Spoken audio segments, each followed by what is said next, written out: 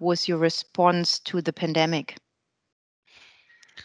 So the first foremost immediate response was that every life counts, that our own people, the organizational team, the frontline people, enable them, make sure they know they'll be protected, make sure whatever it takes, equip them with capacities that they can go out there and be, so that's there. And the second focus was after that, reach out to the unreached, focus and reach out to the most marginalized communities and children in them.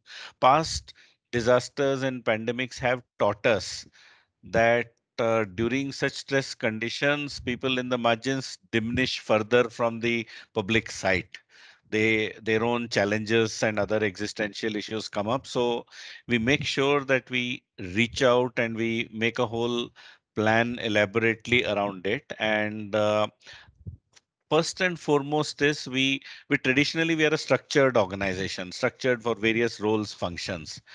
During a crisis like this, there's only one thing that works. That is one team, one organization, humanitarian, and everybody focuses into one direction. After that, we are currently focusing on life-saving activities. So survival, when it is threatened, everything else becomes secondary. They don't become irrelevant, but they become secondary because we want that in our knowledge no child should lose their life nor their caregivers. So when we say we care for children, it's not children alone, it's the whole community in which they survive. It's the people who take care and the other risks that come around, make sure of that also. So what we do is focus is survival. We've been focusing on life-saving activities by supporting the government, public health system, providing communities with oxygen, setting up oxygen plants, getting basic medicines and supplies. And more than anything, it's also the time when the poorest, for want of livelihood, their cash flow gets affected, the daily cash flow, because there are people who have been surviving on daily basis. How do we make sure that they get the money or they get the material for which they would have used the money, the material for their food, nutrition, and other contexts? So these are the kind of things that we get into immediate engagement. We also recognize that psychosocial support around this time becomes very relevant for mitigating or minimizing at least the risk of trauma. So a telecounseling helpline has been launched. And so in our local vernacular language in Hindi, this line is called Umeed. And Umeed means hope, and we want people to know that you reach us out and we will find a method. So there is a hope, so there is a build up. And then there are other childline help and other contexts, and we've also identified a lot of counselors and doctors accessible to us round the clock, who may either actually engage for treatment or who may just engage to be demystifying things for people. People have questions. Some don't know paracetamol. Some may wonder whether 500 mg paracetamol or 650. People are scared to ask a professional doctor or others. So we make sure there is a team available round the clock which provides of doctors and counselors who are accessible for each of these contexts. So these are the contexts. Then we have started trying to fast track. I mean, essentially, Pauline, like I was mentioning earlier, the idea is to strengthen and make the existing system deliver.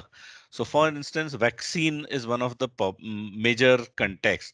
So, we are fast tracking vaccine registrations. We are helping people to debunk any doubts or anything about so the education, the knowledge, the context, what is good about the vaccine, why is it essential, what measures to take, how to be taking preventive measure, then getting registered for vaccine. Vaccines do cost a small amount, very small amount, but we recognize for some even this could be a challenge. So we make sure that that is provided.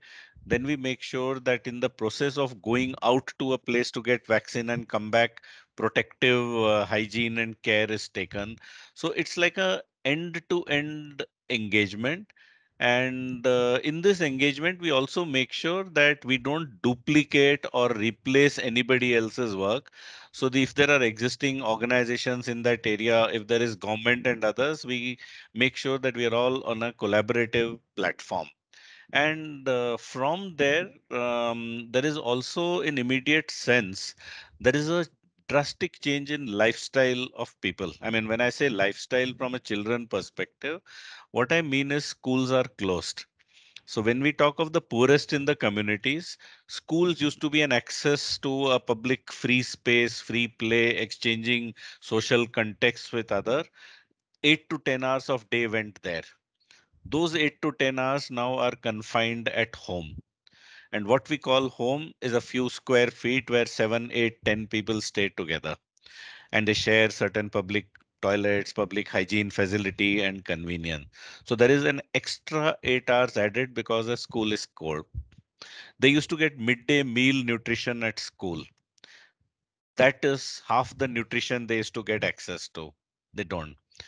Then there would be spaces where the children could play freely, open spaces. Those are closed. So which means 24 by 7 locked into a space with a situation unplanned and unforeseen for.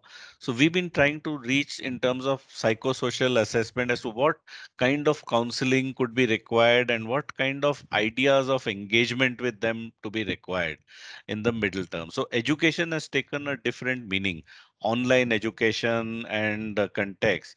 But then 6 of our children in a family share one smartphone with limited challenged bandwidth. So this is a new inequality for them. So we try to develop methods how they could intervene there. So in short, Pauline, we make sure that in short term focus is on survival. In middle term, it's about everything that could influence their long term well being, the education, the safeguarding, particularly security from trafficking, from abuse, and from any other form of psychosocial contact. For long term, we are planning that how can education and safeguarding be a part of a larger continued system. If the schools remain closed, what else? How else? What are solutions which are viable and can be sustained by the communities, not compromising anything in quality for the child?